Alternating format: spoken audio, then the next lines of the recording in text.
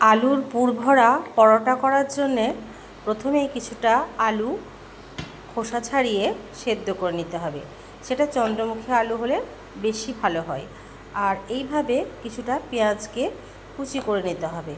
আর যেটা করে নিতে হবে সেটা হচ্ছে শুকনো কড়াইয়ে গোটা জিরে, গোটা ধনে একটু রোস্ট করে নিয়ে সেটাকেও গুঁড়ো করে নিতে হবে। এরপর চলে আসবো আমরা কিছুটা কাঁচা লঙ্কাকে কাঁচির মাধ্যমে কুচি করে নেব। সাথে আমরা কিছুটা গোটা আদাকে নিয়ে এইটার মাধ্যমে গ্রেন্ড করে নেব।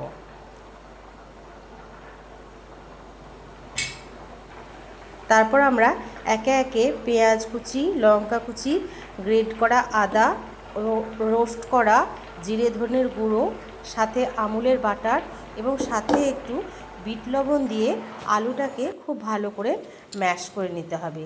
এটা এবার আমার পুরের জন্যে রেডি।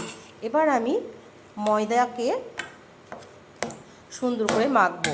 এখানে ময়দার সঙ্গে আটাও একটু ইউজ করা যেতে পারে, কিন্তু এখানে আমি শুধু ময়দাই ইউজ করেছি। তার সাথে ইউজ করেছি কিছুটা ঘি এবং কিছুটা জোয়ান। জোয়ান যদি ময়দার সাথে ইউজ করা যায় তাহলে খুব সহজেই হজম হয়ে যায়, এবং জোয়ান ময়দাতে ইউজ করলে তার ময়দার স্বাদও অনেক গুণ বেড়ে যায়।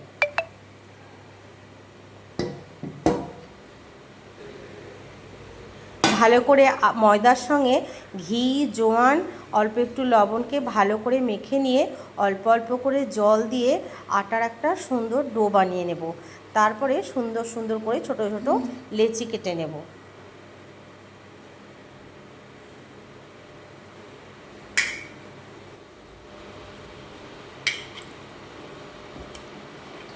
লেচিগুলোর সাইজ ঠিক এরকম সাইজের হবে।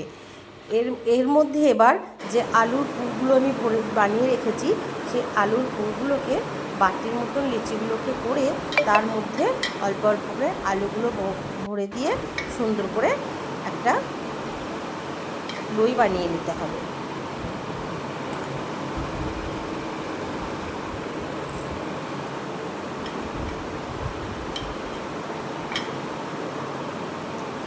আমাদের সব লইগুলো ঠিক এরকম হয়ে যাবে। এবার আমরা চলে যাব পরোটা বানাতে। পরোটাটা আমি সাদা তেল দিয়েই বানাবো, তার কারণ যেহেতু আমি আলু পুরে ঘি বাটার দিয়েছি, ময়দার পুরে ঘি দিয়েছি, তাই সাদা তেলেই কিন্তু আমি পরোটাগুলো বানাবো।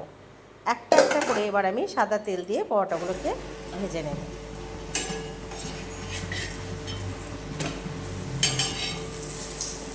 পরোটাগুলো কিন্তু খুব সুন্দর ফুলে উঠেছে।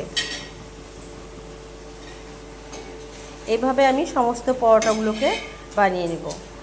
আজকে রাত্রে খুব বৃষ্টি হচ্ছিল, তাই আমি রাত্রের ডিনারে আলুর দম, গরম গরম আলুর পুর ভরা পরোটা, এর সাথে 2 রকমের মিষ্টি দিয়ে আজকে ডিনারটা সারলাম। আপনাদের কেমন লাগলো অবশ্যই জানাবেন। ভিডিও ভালো লাগলে লাইক, কমেন্ট, শেয়ার অবশ্যই করবেন। ধন্যবাদ। Good night. বাই।